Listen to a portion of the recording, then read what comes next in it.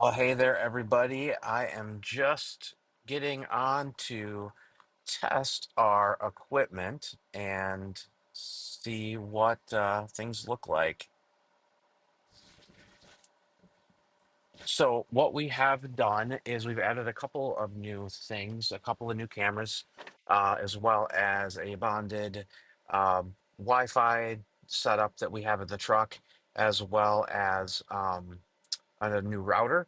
So bonding the signal from our router and my cell phone and our truck data, just to make sure that as we're streaming, that things don't get too laggy. That when we're in a spot where there's less service, we've got an antenna up on the roof, which I'll show you here in just a minute. But I just wanted to show you guys my setup because I want to encourage people that hey, you don't have to have a perfect setup in order to storm chase. You don't have to spend $1 million. So I'm just going to switch over to my iPhone here. So I use this if I need to jump out of the car because it's wireless. You can jump out and film something quickly if you want. But just to show you, I use this Osbot Mini for just general streaming when I'm driving down the road. If we start to get into some weather, I would put my Canon Rebel T7 up on, and so this is hardwired down into these dongles. They're kind of a mess, so sorry ahead of time. Usually my iPad is here. That kind of shows where that's what I use for radar and for traveling. Use the navigation aid built into the truck when I am live streaming. Otherwise, I'll just do like air CarPlay with my cell phone. I have a cell phone mount there. If I need to throw this up quick, got some safety lights just in case, kind of both front and back. Got lights in the back just so that we don't get rear-ended. Have first aid kit with some supplies in there. Have some more supplies down. Sorry, my truck is a bit of a mess, but more supplies, camera supplies, things like that down in the bag. If I jump out and want to do some actual recording. Obviously, the laptop here that does the live stream for us as we're going. So that's pretty much really all that I use on a regular basis. So, like I said, if we're just driving down the road, I'm going to typically use this camera because it's very stable. It has a lot of image stabilization. It does a lot of pan, tilt, zoom for us. So if I wanna kind of change where we're looking, we can do that and do that kind of quickly. And it's got a pretty good overall view that you can get this thing to make. In fact, if you are patient, even though it's a little slow, it can turn and capture just about anything out any of the windows, like my cracked windshield, and it will even come all the way back over here where you can see my dumb self. And so, anyways, got that up. Looking at the forecast, though, for those who are interested in when the storms are coming, it does look like there's a possibility on Saturday, kind of in South Dakota, maybe Nebraska, but it's just very uncertain. It's this time of year. It's kind of how things go, and so we'll keep an eye on things. I doubt that we'll go live either of those days. It is a possibility. But anyway, so that's just kind of our general drive stream camera. And then if we really need the good high quality, if a storm system comes in that we want to capture, unfortunately, we do have to kind of manually adjust this camera if we want to really zoom into something. We do have a telephoto lens as well that we can put on there if necessary, but for the most part, it's going to be anything kind of coming out of the sky. We're parked in a parking lot that has a real big hill so that we don't get bothered. But anyway, so I have that camera. Obviously, have our laptop camera that I use if I'm talking to you, and the iPhone camera, and then I'll typically if you look in the background, kind of as what we're doing, you see there's no active weather alerts. You can kind of see where we're at. So this is set up in a way. I'm going to transition back to my iPhone. So this is set up in a way on the computer where on my smartphone I have an app called GPS 2IP, and that is linked to the computer, and so it is constantly sending the coordinates of where we are at into this overlay that we have in OBS. So overlays are fairly simple to make if you have any kind of skill in HTML. If you don't have that, that's okay. It's easier to you can now go on to Chat GPT, but I just built a node. It's a bridge node that bridges my phone and the computer together just to kind of keep a constant signal of where we're at, and then use an API key for the weather alert. So if we do drive into somewhere that has a tornado warning or a severe thunderstorm warning or whatever, the phone will pick it up and it'll pull it right on the on this tell you where you're at and if there's any active alerts. So that's kind of handy. Then usually we'll put my favorite program to use for weather radar to embed into the picture is WeatherWise. I've just found it to be, probably the best app um, for a number of reasons. One is you can kind of see where people are at. There are other storm chasers and things like that. But being able to put this into, and we'll do this real quick while we're on here. Is probably take a pause. Um, let's go to OBS and transition back here for a minute. Um, it also uses the location from your phone to tell that program where you are at. And so it will translate over into, let's see if I can get this back here. And if I can transition back here to the iPhone camera. So, anyways, it will pull where you're at. It'll pull your closest radar. And what's really nice about this is that you can get down into a real detailed map of where you're at and where you're going, and it will automatically adjust the system to uh, as you're driving. So I'll typically use that. We use that as also part of an overlay. So I'll go here.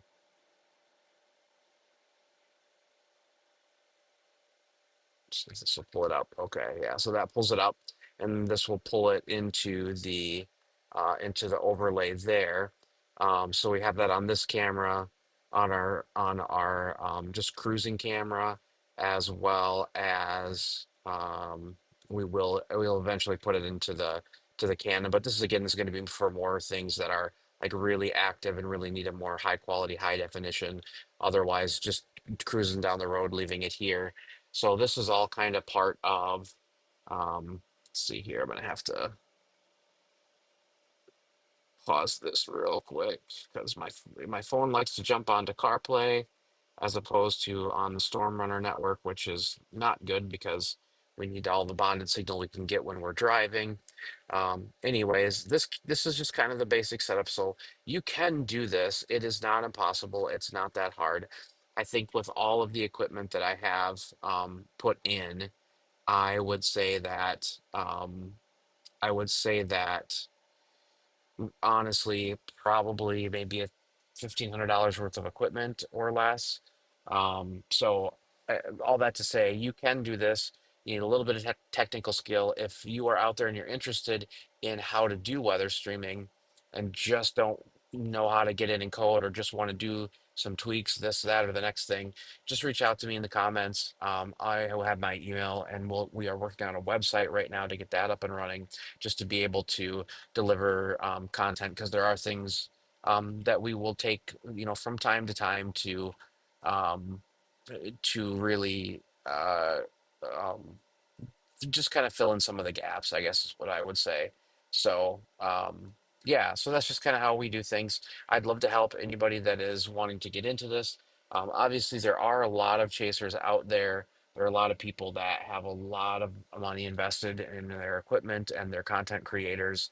And it can be annoying when there's a conga line of 100 cars like we saw down in Kansas last week or 2 weeks ago, I guess it is now.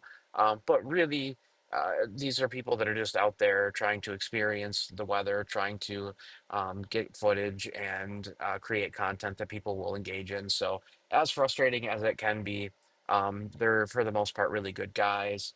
There's a few of them out there that really take time and initiative to be kind and to be helpful. Brandon Kopic and the folks that follow him, which you can also see on WeatherWise. I don't know if I have, and I will maybe make this where I can show, let's see here, screen capture, okay, and Retina, and application, go down to weather-wise and click OK. So I'm gonna move this just to give you an idea of this.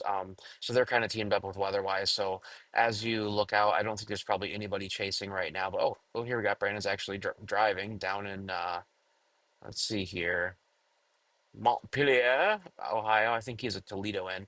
But you can click on their picture and then you'll be able to pull up their live stream. So he is driving right now, probably heading out towards South Dakota. But you can kind of see what they are seeing in real time, just like if you're on this channel. And you can kind of know if there's something going on there, people that are going to be out there. I don't think there's a very big risk today. Let's see who else we have down here. Corey. So Corey's usually on. Corey is one of those guys that's chasing a lot, and so just if you get on their YouTube channels, follow, subscribe to them, like their videos. They really are doing the work out there to try and keep everybody safe and informed. And if there is a problem where somebody is stuck in their house or there's a tornado that hits a house, these guys stop, right? They stop and get out and make sure everyone's okay. They'll break out the chainsaws if they have to. They're just really caring people. So I would say like and subscribe on their YouTube channels. If you would also be so kind as to do so. For us, that's awesome. We are not the most advanced. We don't have the greatest equipment, but I've been doing this for about, I would say, 25 years off and on, just something that's really interested me as far as weather awareness, weather safety, watching storms, tracking storms, and just this season, I've really kind of made the decision to commit to some of this and create some content and do some cool things. And so I just hope that you guys stick around for the ride. And next opportunity that we get, we'll go live and hopefully catch some good weather. So you guys are awesome. Thank you. And let's see if I might pull up. Uh, I don't think I have that yet. No, I'll post some interesting thunderstorms that came through. I got some stills and some videos that actually came through right at our house. Didn't expect it; they weren't coming, but that's typical of this time of year, right? June, we're practically in June, and this hot weather comes, and so it's hard to predict until the day of, and even then, you can't always predict. So you'll get these clusters of pop-up showers and thunderstorms. It might even be supercell, where you get a severe thunderstorm warning, or maybe even a tornado or two that spin up from them, and there's literally been no watch or no outlook or no anything like that at all. So part of the reason that we use things like weather-wise every day is when we're out on the road or when we're looking at things.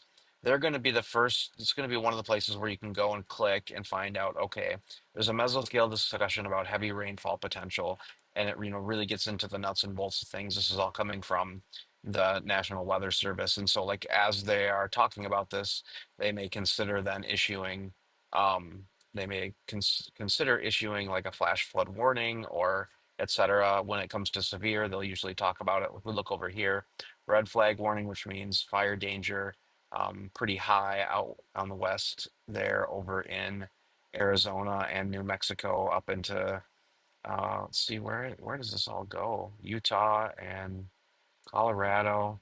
So a pretty big area actually, all the way down to Flagstaff has a wind advisory today. So yeah, just people, really is a nice program to be able to communicate with others, see what's going on, know in advance.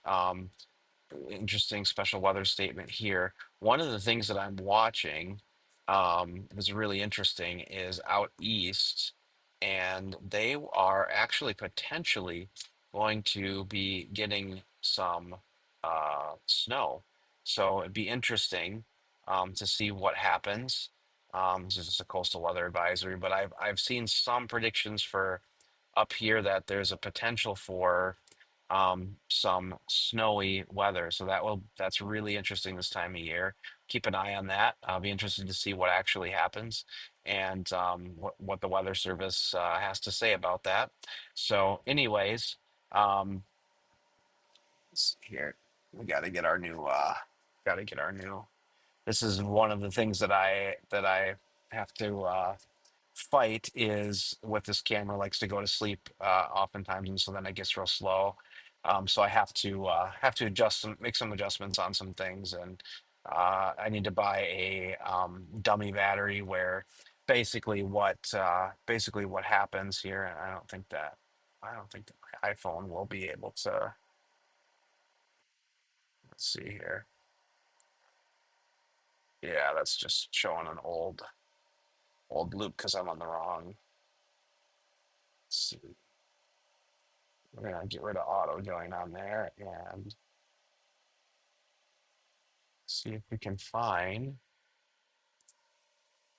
Storm Runner here, our Cradlepoint system.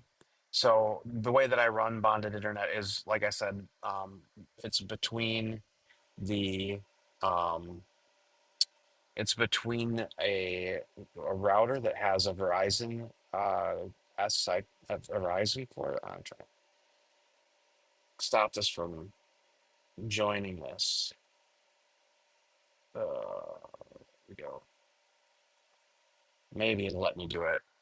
It can get very finicky sometimes on my iPhone, and because it wants to continue CarPlay, where I don't want it to. I want it to go to our other router. This is the joys of not having a bazillion other things, not having a bazillion dollars to be able to. Ugh, it just won't let me do it. So, anyways, that's the way the cookie crumbles. I was going to show you the router that we have set up, but my car wants to just continuously pull my cell phone back to the network um, as opposed to letting it ride on our Cradlepoint router, which we have for the bonded signal. So we bond our iPad, our cell phone, our vehicle data, and then the Verizon SIM card that we have in the modem in order to kind of create a little bit better, more quality stream that doesn't drop out as much. And then in the coming weeks, we're going to add a cell phone signal booster. So we have good signal from the router itself, but when you get into certain areas, your cell phone signal will start to lessen, and so when that happens, you start to lose the quality of the stream. So one of the ways to get around that is pulling all these signals together in a program called Speedify, and when you do that, then you're able to increase your overall speed, and then make sure that you have a stable connection. So if one tower is really busy because there's a bunch of storm chasers, or uh, and you're just in an area that doesn't have that much service, you sort of have it's like a redundancy, but also then it does build up to allow you to pull those signals together and have a faster live stream, which is really what we want. We want to be able to have high quality. We want to be able to do cool things and just really uh, show people weather because it's fascinating. It's an amazing thing. And so we just want to be able to do that. So just pulling up my iPad here and make our play. Let me turn this off. And then we're gonna go to settings, and I'm sure this is really enjoyable for all of you. Just watch me sit here and struggle. Let's jump onto our Storm Runner and see if that lets us stay connected, or if it's going to keep giving priority to the other. So we can see,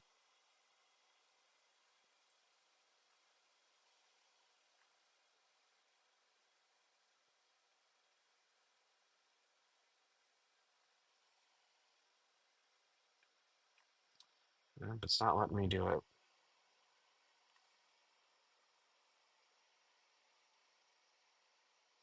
Probably going to have to reset everything because when it keeps jumping onto different signals, it it kills our continuity camera, which is a bummer because that's when you want to be able to um, that's when you want to be able to jump out of your vehicle and get a shot of something while um, there we go.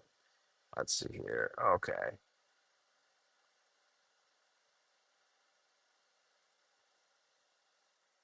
Move up.